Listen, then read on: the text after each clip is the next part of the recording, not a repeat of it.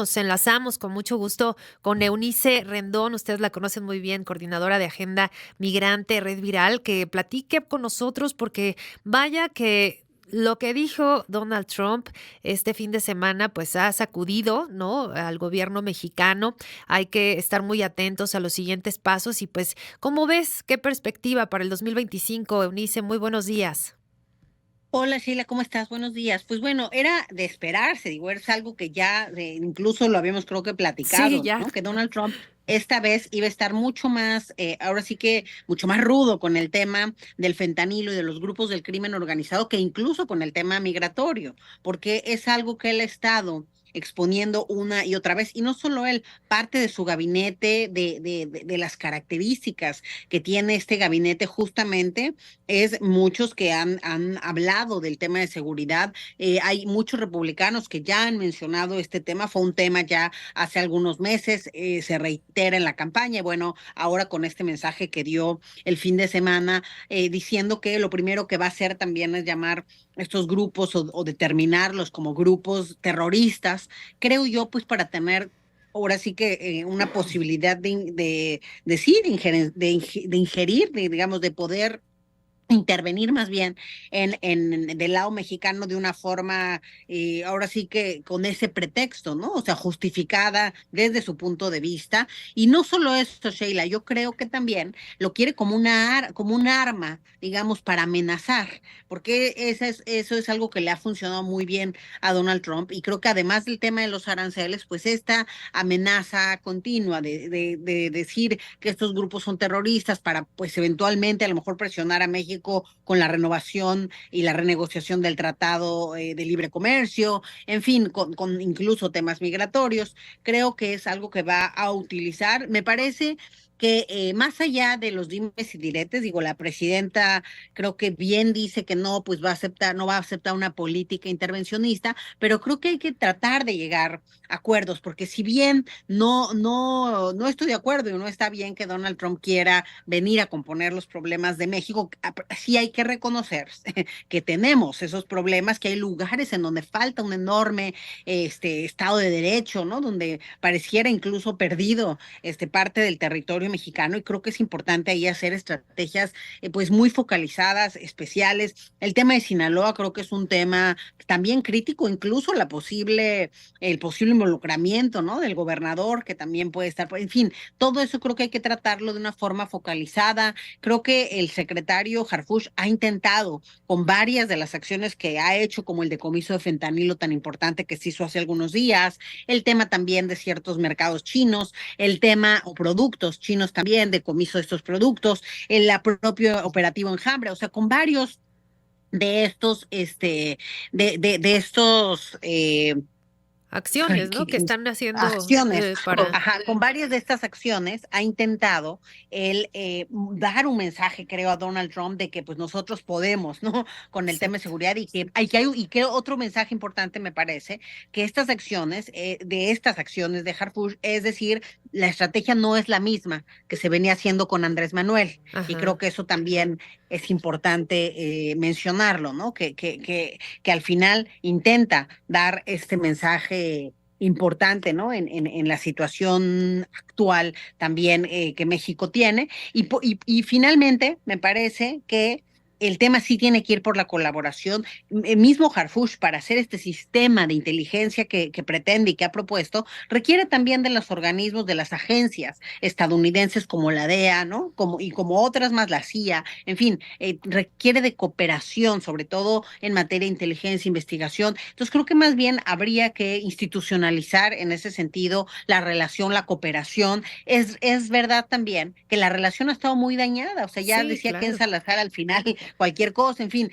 el mismo tema del Mayo Zambada creo que es un ejemplo muy claro de que la relación está dañada, que hubo una pues separación y ahora sí que una falta ya de confianza al final de la relación y tal fue el caso pues sí creo yo, ahora sí que una estrategia que fue más allá de la seguridad nacional mexicana, injerencista, ¿no? Que fue el tema de la detención del Mayo, que nunca, claro, la diferencia va a ser que mientras Biden y su gobierno, el propio Ken Salazar, nunca dijeron nada, simplemente llegó el mayo aquí a entregarse y fue casi que una casualidad, Donald Trump lo va a presumir si llega a hacer ese tipo de cosas, ¿no? Me metí por él, lo traje y aquí está porque alguien tiene que hacer justicia. Y creo que también ese es el sentido de declarar estos grupos como terroristas. Y sí hay una diferencia, es decir, estos son grupos criminales que también hay que reconocer que existen y trabajar para reducir este problema en México y sobre todo la inseguridad que estos grupos dejan en el país. Pero bueno, de eso ya a llamarlos grupos terroristas, creo que tiene otro tipo de propósito también por parte de Donald Trump. Claro, el discurso, ya lo decías y lo platicábamos hace unas semanas, pues iba a endurecer más conforme se acercara ya su llegada a la Casa Blanca. Lo estamos viendo tal cual, que es lo que está ocurriendo, Eunice. Y también me gustaría ligar un poquito este tema, porque va muy de la mano con el asunto de los migrantes, que también declaró Donald Trump que pues sí, las deportaciones masivas vienen, no es nada menor lo que ocurrirá seguramente. Y pues de ahí que ya hubo una reacción por parte del gobierno mexicano. Ya adelantábamos más temprano que pues se abrirán, más o menos se instalarán 25 albergues en la frontera norte del país, pues para hacer frente a lo que se ve que puede venir, que sin duda puede ser una crisis migratoria fuerte. ¿Tú cómo ves estas acciones? ¿Cómo ves al gobierno mexicano? Pues previo a lo que pues seguramente estaremos ya viendo en enero. Bueno, pues justamente hicimos una reflexión, Sheila, muy importante, binacional, con expertos de ambos lados de la frontera, con abogados, con líderes migrantes, ¿no? Con la gente que está cercana también al fenómeno y que lo vive día a día, y también con algunos académicos, algunas universidades como Columbia, como CUNY, como varias universidades, Georgetown, etcétera, también de este lado con el Observatorio Binacional de la UNAM, en fin. Y en esa reflexión, Sheila, fíjate que parte de lo que se recomienda justo al gobierno mexicano y participó también la directora general de protección de la Cancillería, es el cómo fortalecer las herramientas también del gobierno, los consulados, para salir más allá del consulado en labores de protección, en labores de defensa, ya directamente a través también de alianzas. Creo que algo muy importante va a ser que tengan más recursos, porque pues finalmente se van a requerir y ha habido una reducción, como sabemos, en todos estos recursos y se va a necesitar para una defensa adecuada de la comunidad mexicana en Estados Unidos. Y como bien dices también, el tema de la frontera, el tema de las deportaciones masivas, ahí yo creo que hay un punto que pues todavía está por verse, pero me parece que parte de la amenaza de Donald Trump sigue siendo que va a hacer deportaciones masivas no solo de mexicanos, sino también de personas de otras nacionalidades. Y Justo. México ha insistido mucho en que no va a recibir a personas de otros países, pero esa sí va a ser la intención de Donald Trump, sobre todo los países con los que no tienen una relación diplomática y no pueden regresar para allá a las personas de esos países. Me parece también que está bien el tema que se prepare en la frontera, que hay estos albergues, pero también hay que estudiar muy bien el perfil de los perfiles de los deportados, porque nosotros en la primera presidencia de Donald Trump hicimos incluso un libro estudiando al menos tres perfiles muy claros que veíamos de gente, primero, que había estado mucho tiempo en Estados Unidos y su reintegración es muy complicada. Segundo, gente que a lo mejor en el intento de ingresar la regresaron y eso es distinto, ¿no? O también depende de cuánta familia tienes todavía aquí, si tus hijos vienen o no acá, si eres bilingüe, qué tipo de habilidades adquiriste, cómo las puedes certificar. Entonces, creo que hay que hacer un camino muy empático en estas políticas de reintegración. No es un monolito, son distintos los migrantes que regresan e incluso muchos estoy segura que ni siquiera van a quererse quedar en esos albergues, ¿no? Van a querer regresar a sus lugares de origen, a lo mejor donde tienen una red de apoyo. Algunos a lo mejor van a querer, yo algo que vi mucho con los deportados es que su primer pensamiento es, ¿cómo le hago para regresarme a Estados Unidos? Entonces, en ese sentido, a lo mejor algunos sí están interesados en quedarse en la frontera, pero más bien para ver cómo regresan. Y estos albergues también creo que son, no sé, podrían ser utilizados para personas que no son mexicanas. Entonces, bueno, yo veo bien que se estén organizando, pero creo que sí hay que estudiar muy bien el fenómeno, las características, los perfiles, las necesidades, o sea, porque a lo mejor es más necesario, quizá que tantos albergues, pues tener un modelo empático que atienda, por ejemplo, la salud mental de los que llegan, que los logre conectar de forma efectiva al lugar al que van, que logre pues, que también tengan una comunicación efectiva con sus familias, una red de apoyo apoyo, ¿no? Una inserción laboral, en fin, creo que hay que pensar en este modelo integral. También me pareció interesante la visita del canciller a Estados Unidos, pero eso pues se tiene que profundizar, es decir, seguir hablando con empresarios, seguir el diálogo con la academia en Estados Unidos, con organismos internacionales, con el Banco Interamericano de Desarrollo, por ejemplo, que acaba de estar su presidente también en México, con el Banco Mundial, en fin, que la relación bilateral no tenga todo el peso en estos dimes y diretes federales, sino que haya contrapesos con otros actores que puedan dar justamente, ahora sí que una visión más amplia y que no todo quede pues en estas discusiones que pues, siendo Donald Trump como es, pues seguramente va a seguir con estos mensajes y pues esperando obviamente reacciones de la presidenta como los que se han dado. Entonces yo creo que más allá de esas reacciones es muy importante que haya un equipo integral detrás, que haya esta multidimensión de la relación bilateral. Y bueno, creo que este documento vale la pena echarle un ojo. Lo presentamos en la Comisión de Derechos Humanos de la Ciudad de México justamente la semana pasada. Y Ujú. bueno, repito, recoge la visión binacional de muchos expertos y expertas. Sin duda alguna, muy valioso, Unice, y entenderlo, ¿no? Porque realmente a veces es únicamente pensar en lo que tiene que hacer, no sé, un gobierno de un lado, del otro lado, pero pues hay muchas otras instancias que pueden participar y que lo hacen ya, en la frontera sobre todo, que tú misma has platicado y que estás muy en contacto con muchas organizaciones.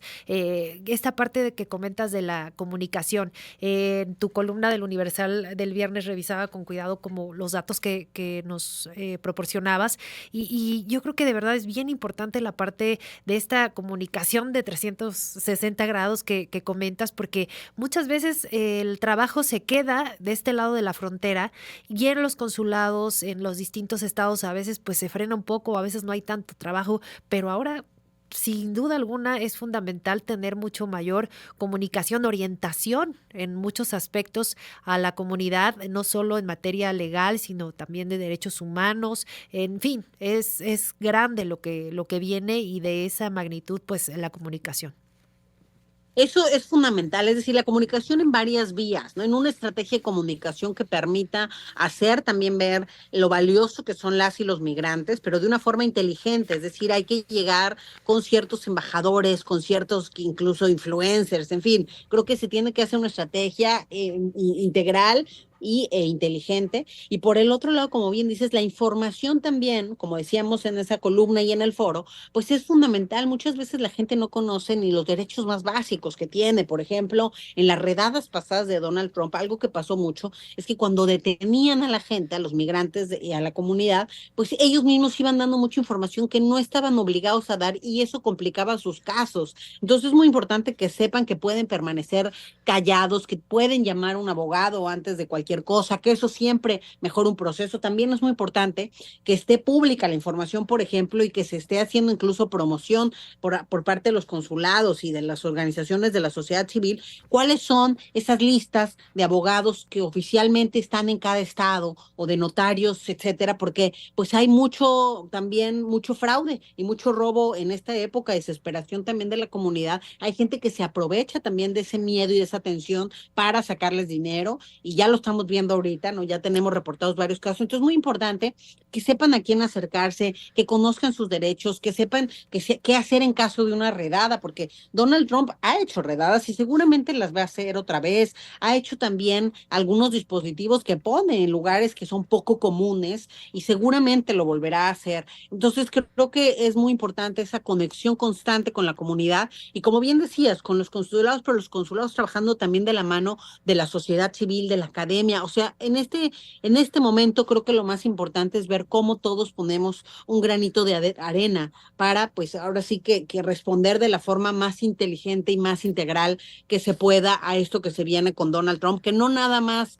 es una amenaza, ya vimos que él sí actúa y que aunque a lo mejor no va a deportar 1 millón de personas al año como prometió, sí va a hacer deportaciones, sí va a afectar la comunidad y sí va a hacer este tipo de acciones ejecutivas. Yo estoy segura que en la primera semana va a sacar alguna acción ejecutiva que tenga que ver con el tema migratorio para, por ejemplo, no seguir el debido proceso, porque hoy También sabemos, Sheila, que hay más de 3.5 millones de casos pendientes en las cortes de migración en Estados Unidos. Entonces, si siguiera el debido proceso, pues le sería complicado deportar a tantas personas o ni siquiera tantas, es decir, a deportar personas. Entonces, yo creo que él va a activar alguna acción ejecutiva, alguna excepción, como en su momento lo hizo con el título 42, por ejemplo, que con el pretexto de la pandemia, habiendo activado un tema ahí de salud pública, bueno, él pudo regresar a más de 80,000 personas, ¿no? A la frontera con México, aunque no eran mexicanas muchas de ellas, es decir,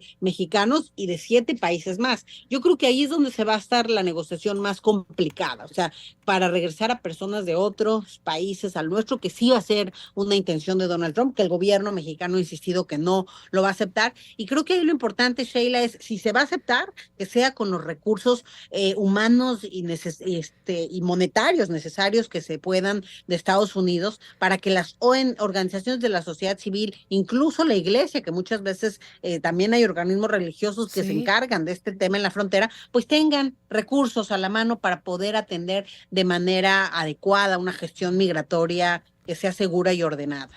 Pues vamos a seguir muy, muy pendientes y seguramente molestándote y en comunicación muy constante, Eunice, porque pues va a ser tema el próximo año, a inicios del 2025, muy desafiante en esta materia. Y por lo pronto te quiero agradecer, como siempre, enormemente estos minutos para el auditorio de MBS. Te mando un muy, muy fuerte abrazo y muy, muy felices fiestas. Muchas gracias, Sheila, igualmente, Muchas para ti y para tu gracias. audiencia. Hasta luego. Muchísimas gracias, Eunice Rendón, coordinadora de Agenda Migrante.